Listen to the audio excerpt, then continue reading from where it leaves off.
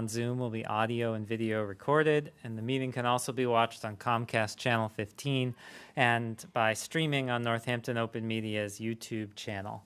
I now call the City Council to order. Would you call the roll, please? Councillor Dobbs. Here. Councillor Elkins. Here. Councillor Jarrett. Here. Councillor Clemmer. Here. Councillor Labarge. Here. Councillor Maori. Here. Councillor Moulton. Here. Councillor Perry. Here. And Councillor Rothenberg. Here. Council President, you have a quorum. Thank you.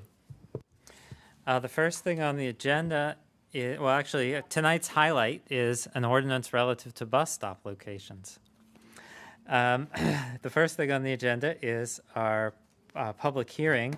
It is a public hearing on 25.313, a National Grid / Verizon petition to install a new pole and relocate an existing pole on Bridge Road.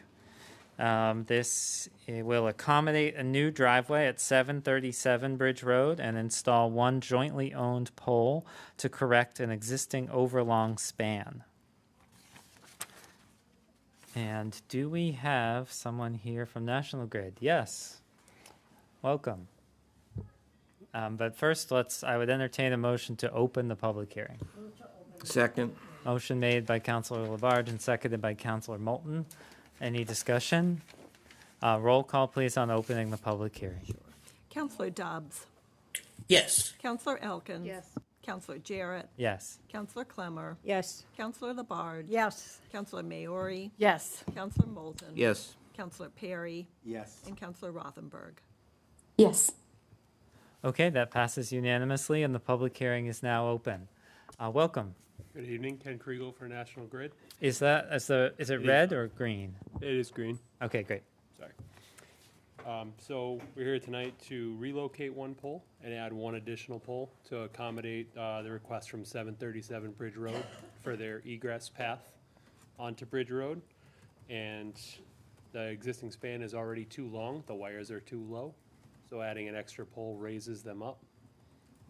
The pole locations are far enough away from the sidewalk that's being installed, and the one that is more easterly is behind the bus stop where I believe some bike chargers are planned, so it'll be nice and easy for them to install that service at some point.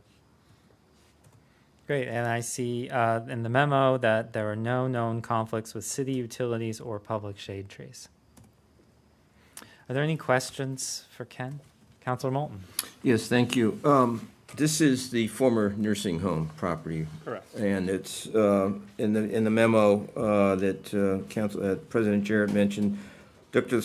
Lascalia does make the point that there are private landscaping and trees for which the mature size may conflict with the poles, and that National Grid should coordinate with Valley CDC about this. Has that been done? Not that I'm aware of. We picked a location where no trees would be impacted. Yes. If they're planting them, they pick the locations, they'd need to move them. Well, all I am reflecting is what the memo says. There is proposed landscaping there, and that National Grid should coordinate with the developer to review the proposed planting plan. Okay, we can do that. Thank you. Councilor Labarge. I have a question. Does this have anything to do with the new apartments that they're putting in on the new building? Oh, yeah. Is that the area that we're talking about? On Bridge Road? The old hospital on the corner, yes. Yep, okay, gotcha, thank you. Any other questions from councilors? Would any member of the public like to speak to this poll petition? Okay, seeing none, I'd entertain a motion to close the public hearing. Make a motion to close? Second? Motion made by Councilor Clemmer and seconded by Councilor Moulton. Any discussion? Roll call, please, on closing the public hearing. Councillor Elkins. Yes. Councillor Jarrett. Yes. Councillor Clemmer. Yes. Councillor Labarge. Yes, Councillor Maori. Yes. Councillor Moulton. Yes. Councillor Perry. Yes. Councillor Rothenberg. Yes. And Councillor Dobbs. Yes. Okay, that is unanimous. The public hearing is now closed. Thank you so much. And we will be voting on this later on during the consent agenda. That brings us to public comment. And so if you wish to make a public comment, you can sign up at the sheet at the podium, or if you're on Zoom, you can use the raise hand feature. It's in the bottom menu bar, and just click on raise hand. And if you're having trouble raising your virtual hand, you can turn on your video and physically raise your hand. You can also submit a written public comment. You can email it to citycouncil@northamptonma.gov, and it will be sent to all counselors and will be part of the public record. So I'm going to alternate between people in the room and people on Zoom. And before you begin, please state your name and your city or town. To ensure everyone has an equal opportunity to speak, the council limits comments to a maximum of 2 minutes. After 2 minutes, we will ask you to please finish your sentence. And according to council rules, we do not respond during public comment. It is your time to speak. You may speak on any topic, and it doesn't need to be an item on the agenda, and all comments are to be directed to the council. The first person in the room is Eve. Welcome. Thank you. Hi, everyone. My name is Eve Glazier. I live in Northampton, Ward 3, and I'm here today to express my sincere appreciation to the Council for passing a resolution last meeting to divest from Israeli apartheid and genocide. And not just for passing it, but for passing it unanimously and with the urgency that the situation warrants. We've been talking to the community, spreading the word. We were just at the farmers market today, and everybody's really so thrilled and proud to be living in a community that's taken a bold stance for Palestinian freedom. It's a really big deal, and it's already having an impact. We're in touch with activists from many other cities across Western Mass and across the Commonwealth that are now energized to pass similar initiatives in their communities. And I'm getting messages from people all over the country who have heard the news about Northampton and are really inspired and excited about it. I'm also hearing from a lot of people here in Northampton that this victory is giving them a lot of hope and strength to continue in the struggle for justice. And in this moment of rising fascism, I think that is no small thing. So we've been collecting thank you notes from people around town, and I'm hoping I can deliver them today. And I also just wanted to say that I look forward to hearing from the mayor about next steps for implementation, and to note that our investments are not the only way we're entangled in genocide. We also have a weapons factory here, L3 Harris, and I think the next step in this movement is to think creatively and expansively about how to end their deadly operations. Thank you, and can I give these thank you notes to you? Thank you very much. Thank you. Next on Zoom is Meg. Hi, I'm actually reading for Heather Craig, who's unable to attend today. Can you hear me, Alex? Yes. Okay, so I'm going to read her statement. Hello, my name is Heather Craig. I live in Meadowbrook, Florence. I'm looking specifically today at the list of proposed bus stop changes. This is the first reading, so this is an invitation for city councilors that are currently seated and the 2026 candidates to use this time to get on the buses and simply observe how those stops work. I'm going to talk specifically about the King and Barrett southbound bus stops. Where the bus currently stops is in the driveway of the People's Savings Bank, which allows wheelchair people to drop a ramp even in fairly inclement snowbound weather. There is a wide sidewalk there that goes toward the crosswalk that allows access to the opposite side of King Street, and many use the stop for Aldi and Bay State Medicine. The proposed stop is further up the street where there is a curb and grass and difficult to drop a ramp.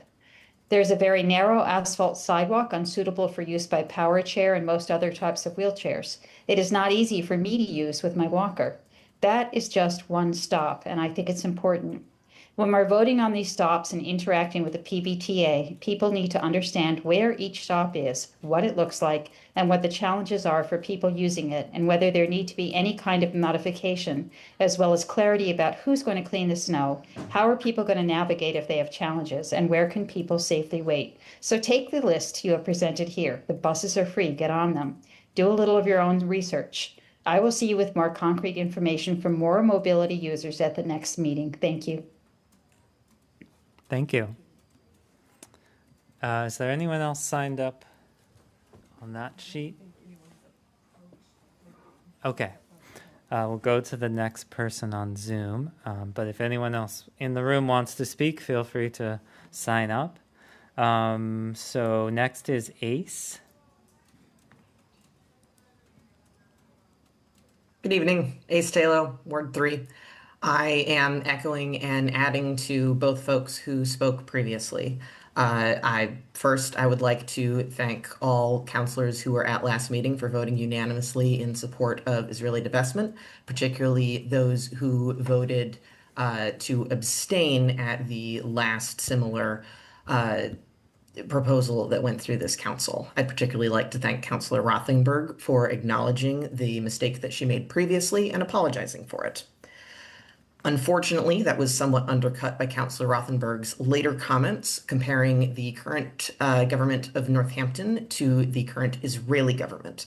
I found that to be very dismissive and belittling of the atrocious harms that are being caused by the Israeli government, and very much downplaying the harms that they are caused in a way that is not helpful to the discussion, and I think disrespects the people who helped make this petition happen. On the subject of the bus stops, the current agenda visible on the website doesn't have this ordinance listed. When I did get a chance to view it when it was up yesterday, I wanted to express concern about the stop on Fruit Street in front of Cahill Apartments.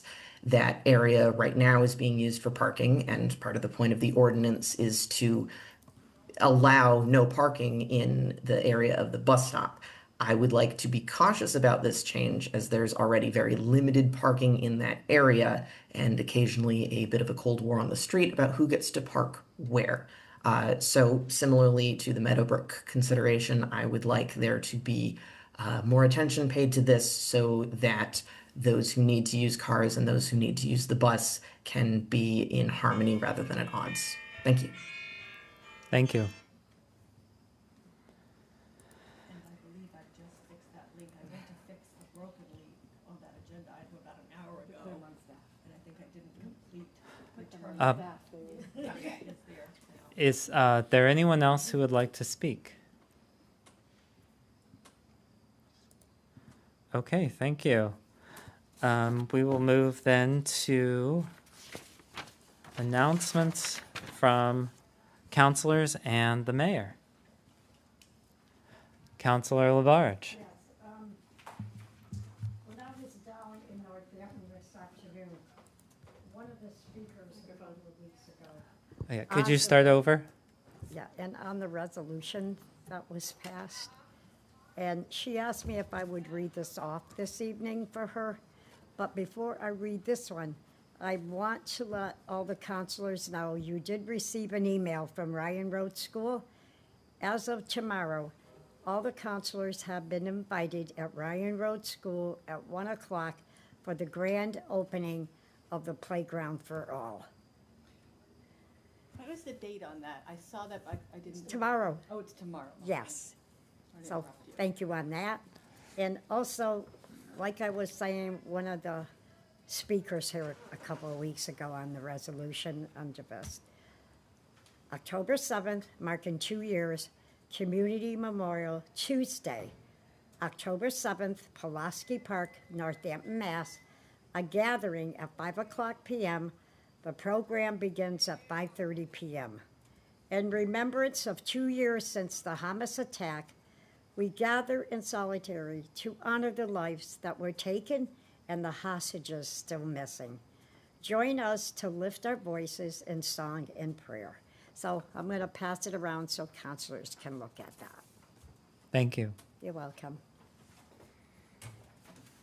Are there other announcements? Councilor Elkins. I just want to, it's been posted because it's a hearing, but as well as a meeting, but the Joint City Council Committee, so there's going to be a joint meeting and hearing of the City Council Committee on Legislative Matters and the Planning Board on the historic, the zoning amendment I didn't have enough dinner. I can't get these words out. The zoning amendment to allow for non-conforming historic buildings to be converted to residential. So that will be on the agenda on Thursday, the 9th at 7 o'clock, and we'll be discussing this legislation. One of many meetings, I think it's been referred to, so. Great. Thank you.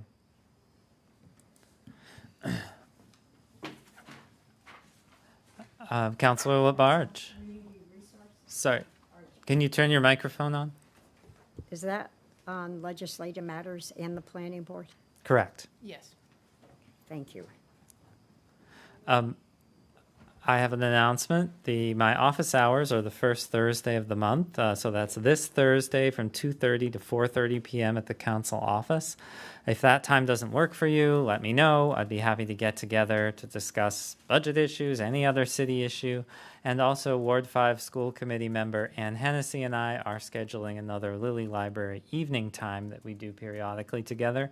I'll be sharing that in my newsletter and on Facebook once that's scheduled.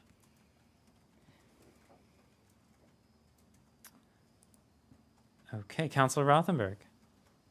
Hey there, can you hear me okay? We can. Excellent.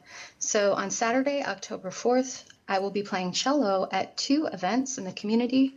One is the Market Street on Market pop-up, where we're going to have sort of a spooky fair all over Market Street, which is closed down like a block party. And I'll be there between 12 and 1 and 5 and 6, but it runs from 12 to 6. And then I'll also be at First Churches playing for the Palestinian School Benefit Concert with Mayor Bergen and the owner of Interlink. And that will be from 2 to 4 with a suggested donation of $15 for the public, but everybody is welcome. So I'm looking forward to having a nice musical community weekend with Ward 3 and beyond. See you there. Thank you. Any other announcements? Okay, then we'll move on to the consent agenda. Okay, the consent agenda. I'm going to read the items and ask if there are any removals. The minutes of September 4th, 2025. To approve 25.313, the National Grid Verizon petition to install a new pole and relocate an existing pole on Bridge Road. 25.318, in order to appropriate fiscal year 2026 Community Preservation Act funds for community preservation purposes. 25.321, a second-hand dealer license for Phoenix Rising. And 25.322, Better Together Dog Rescue Beano license application. Are there any removals?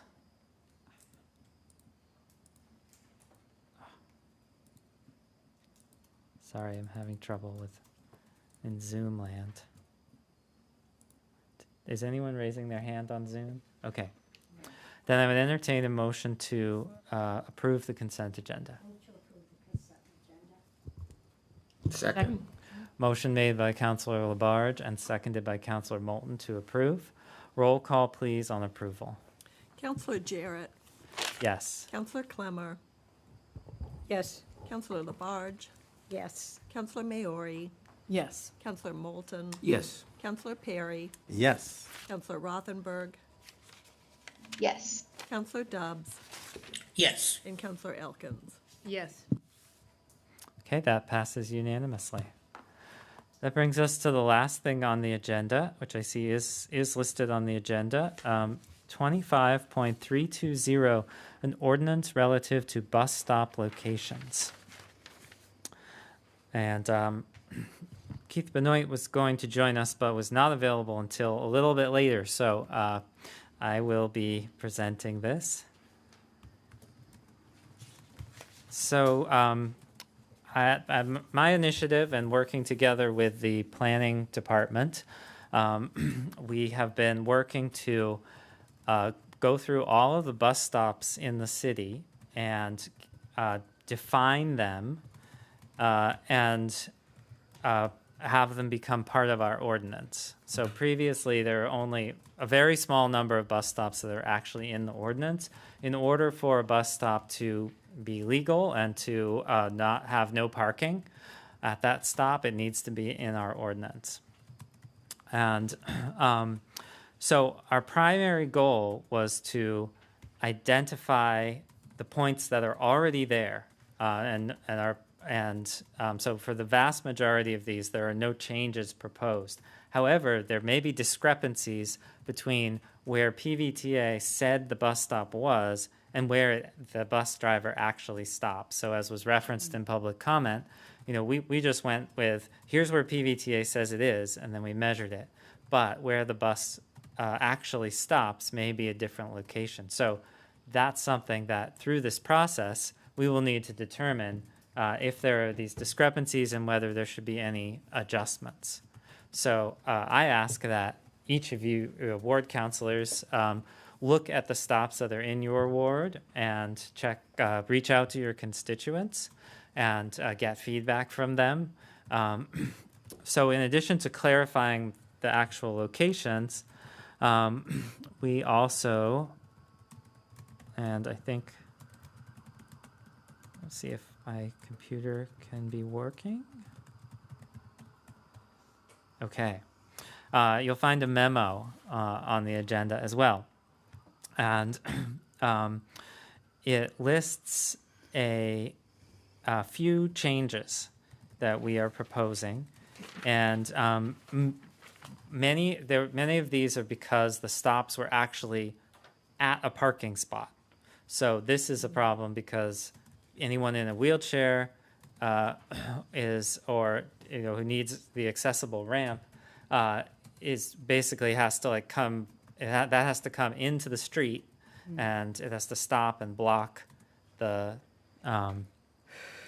street, and they have to find some place in between parked cars. So those needed to be moved, or we needed to remove parking. So we made every effort to find a spot that we believe will work. This is working together with the PVTA. And there are some others where the stop that's named is actually not where the stop officially was. The one example is Florence Road at Rocky Hill Co-housing.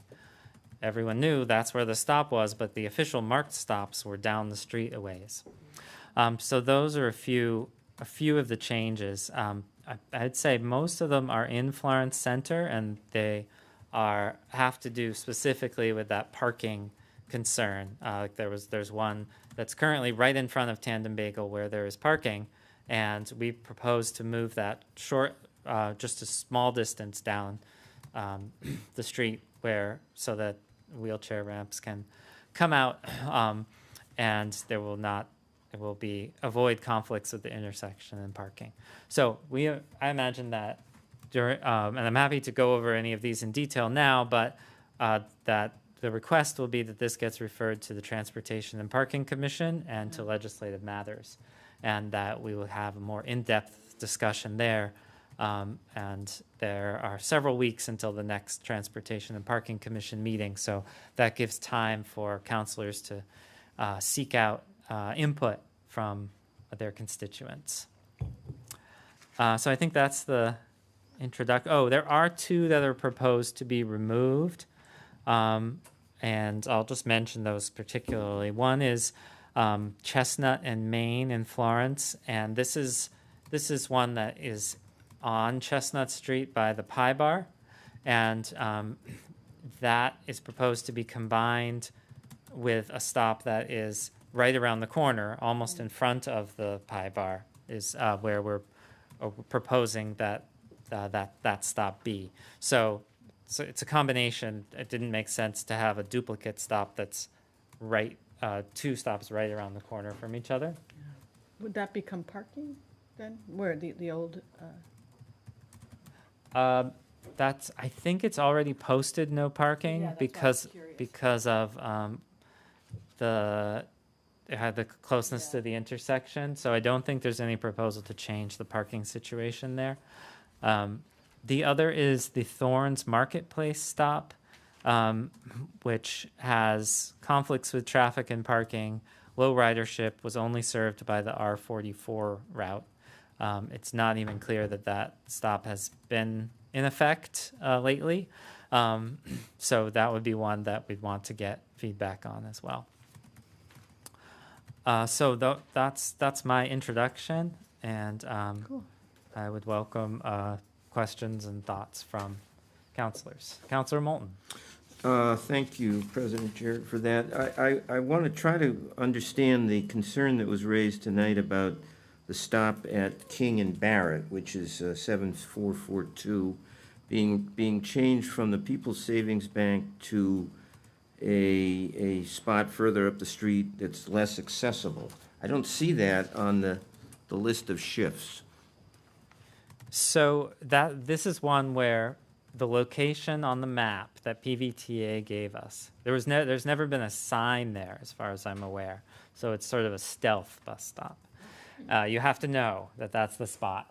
And so that's one of the situations where the bus drivers are actually letting people off may differ from the official mapped PVTA stop. And so we would need to determine if there should be a shift there.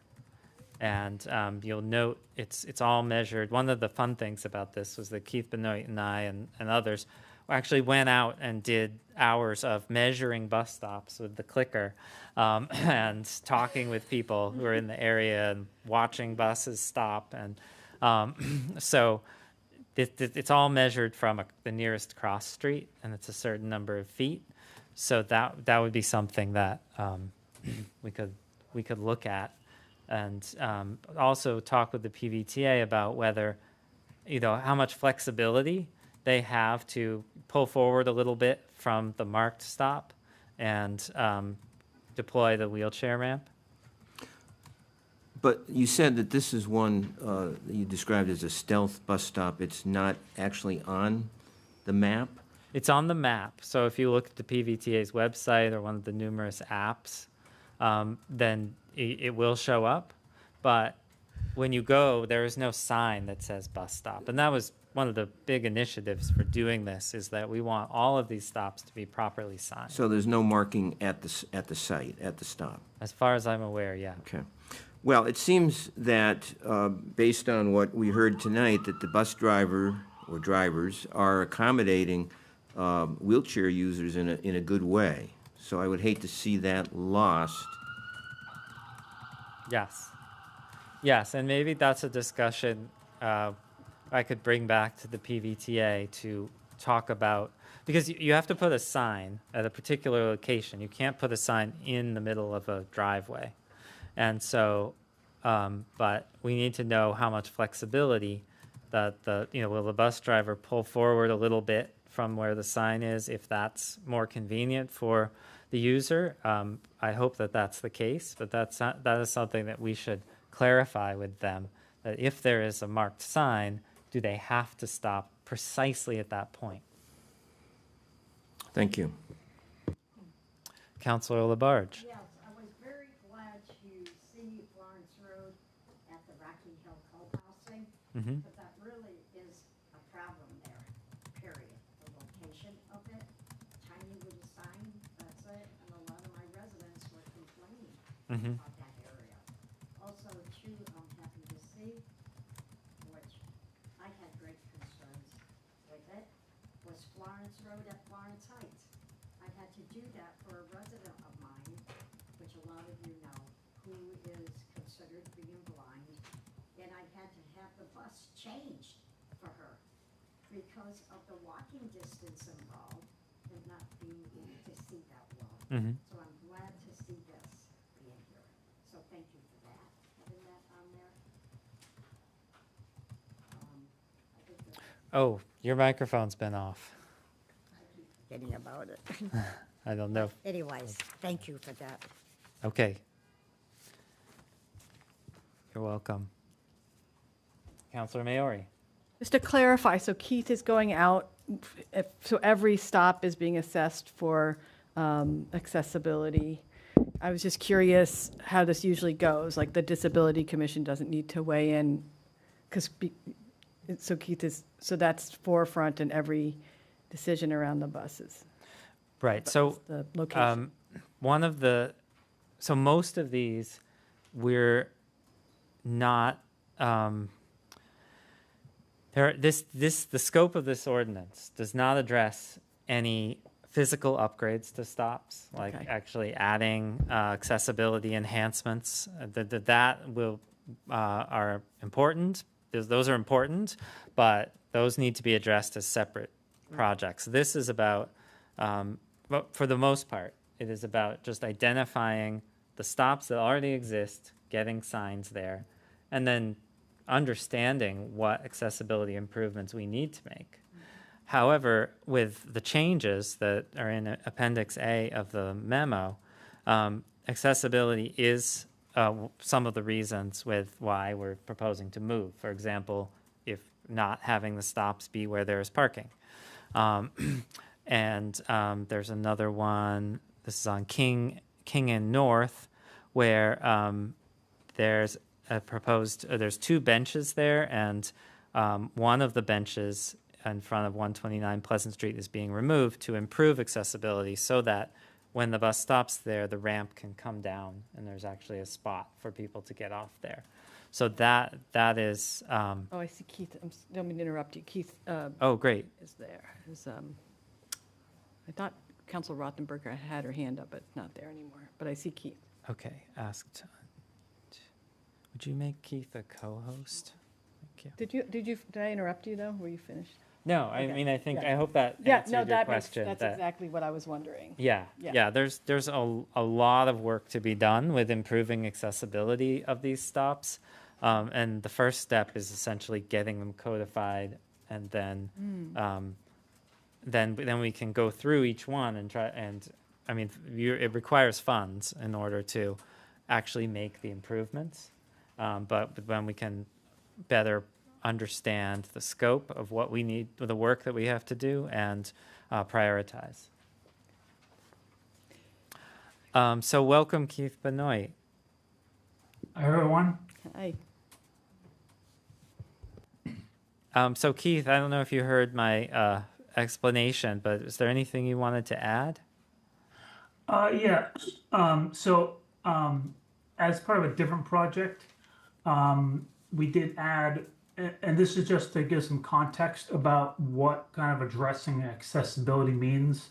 So as part of that project, we had funds to add one stop, and part of that process was to look at stops that one needed accessibility improvements that we had money to improve, or for locations that we could add one, that we would make that one completely accessible.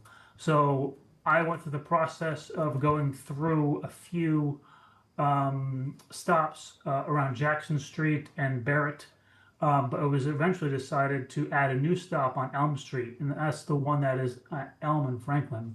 But going through that process of looking at things that are all the dimensions and all the grades, and making sure that there's sight lines and things like that, it's a very intensive process, and it takes a lot of staff time to do that. So for that project, I was only looking at maybe 10 stops, and it took me over a week of like different site visits. This project in particular, we were just measuring from with a tape measure and a rolling wheel, just quickly kind of getting the dimensions from one intersection to the bus stop. And that took, over a week of going out to the sites, verifying what we'd seen digitally, and making sure that indeed kind of what we had on paper was ground truthed. So the accessibility things, there are things that we can see like sight lines or grade that, it's just a quick visual inspection, or does it have like a bus stop sign? But to do a full accessibility of all 84 or 83 stops, it takes considerable amount of time. And so there's a little bit of time limit to do this, and obviously there's a staff component. And so that's why primarily this is about just trying to get this on the books, so we have consistent ordinance that says no parking, with the caveat that yes, if we do identify things, there is a funding issue, but it's definitely something that we need to push forward. So yeah, welcome any other questions. Me and Alex both were in the weeds on all this, so we visited, myself or him, visited each stop. But if you have any questions, I'm happy to answer. Thank you. I see Councilor Rothenberg had her hand up. I just had a follow-up question for Keith, so either whatever order you want. Sure, go ahead. So Keith, so when we pave, when we go through our paving schedule for roads and we automatically kind of update the sidewalks to be ADA compliant, that doesn't happen with bus stops that might be on that road. As far as I know, it doesn't. DPW would be better answer for that. But as long as I've been here, I haven't seen a bus stop upgrade in coordination with a road thing. It would be nice. They're already out there with the equipment. They can easily pour a pad. But there's also other costs involved as well. Yes, well, this will probably help with those decisions when they come to them. Yeah. Councilor Rothenberg. Thanks. Keith, since you mentioned adding a bus stop, my constituents would really like to see a bus stop at the Survival Center for obvious reasons. It's a vital safety net for our community. And so I was wondering if you could share more with us about what's entailed in that, if the city is able to successfully advocate for and facilitate a new bus stop so that we could pursue that on behalf of Ward 3. Yeah, certainly. That would definitely be a conversation with PVTA. They were very good to work with about this.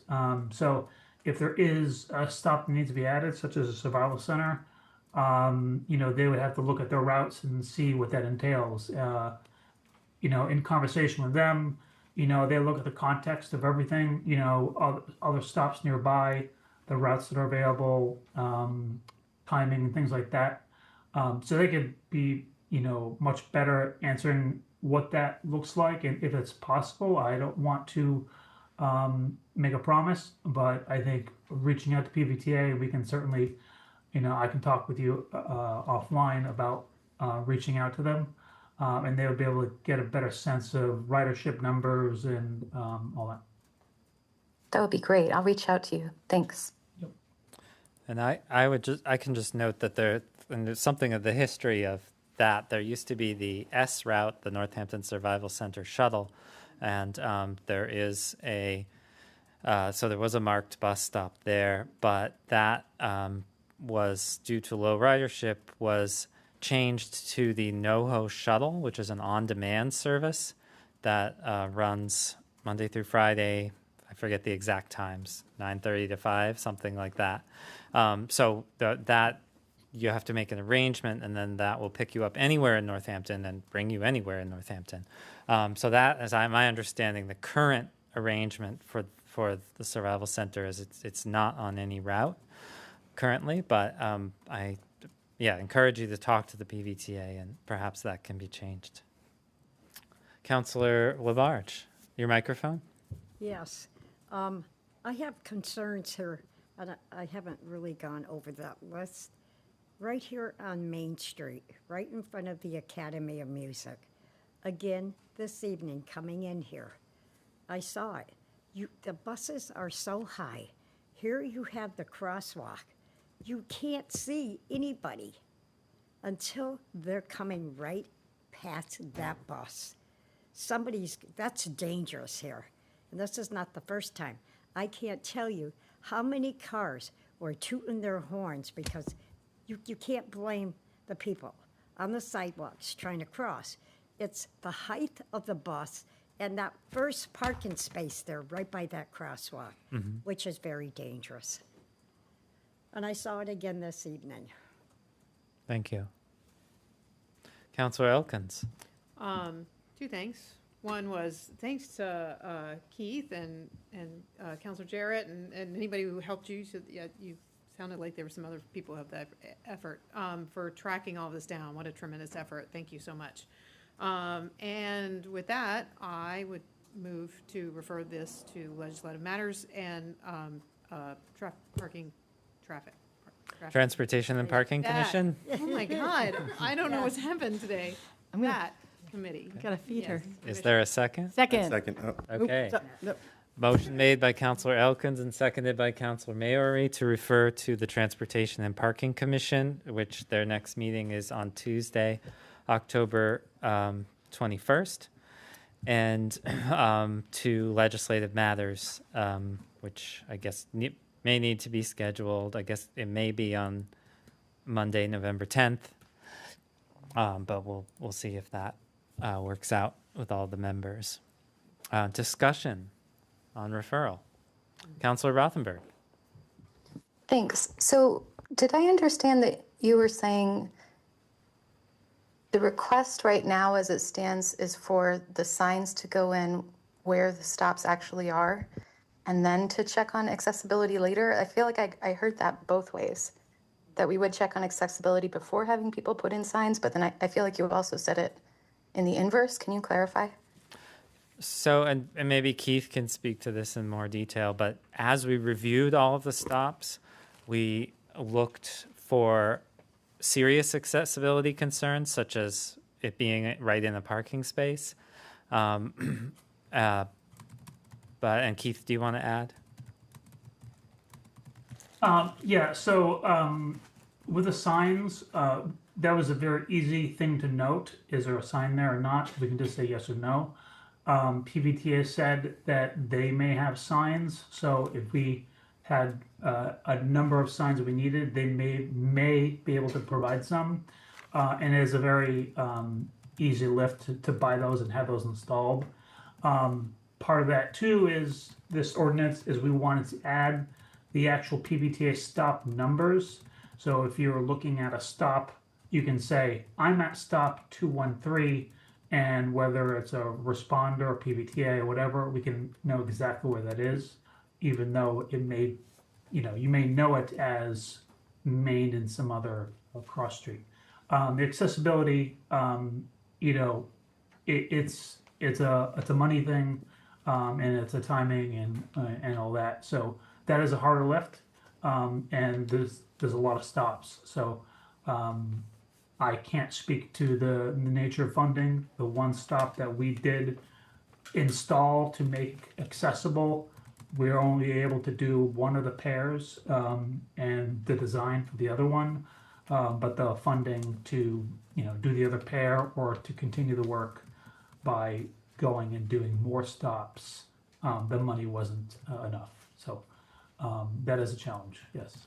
But as we're considering this, if there are small adjustments to the locations that would improve accessibility, that's certainly something that we should consider through this process. Just a follow-up, is it easy to take the signs out if you end up needing to? Yes, it's just post in the ground or maybe attached to a telephone pole, pretty easy. Thanks.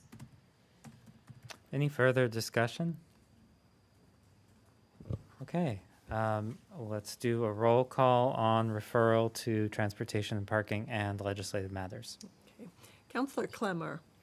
Yes. Councillor Labarge. Yes. Councillor Maori. Yes. Councillor Moulton. Yes. Councillor Perry. Yes. Councillor Rothenberg.